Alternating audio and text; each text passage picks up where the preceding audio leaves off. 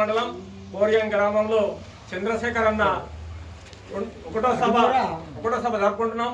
ఏంటంటే ఆయన రైతు కూలి సంఘంగా రాష్ట్ర అధ్యక్షుడు, కేంద్ర కమిటీ సభ్యుడు.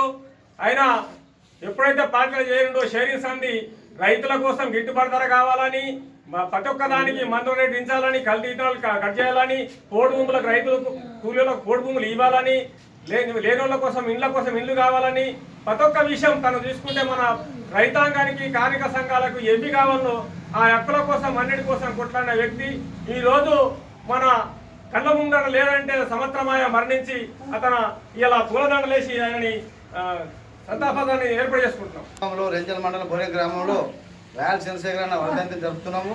తన 40 సంవత్సరాల నుంచి పార్టీగా పనిచేసేటప్పుడు రైతు సంఘం భూ పోరాటాలు, భూములు పేదోడికి భూమి కావాలా, లేనోడికి ఇల్లు కావాలా, లేనోడికి రేషన్ కార్డులు కావాలన్న ప్రతి దాన్ని ఉద్యమం చేసి తన 16 తారీఖు జూలై 2024 చనిపోయాడు.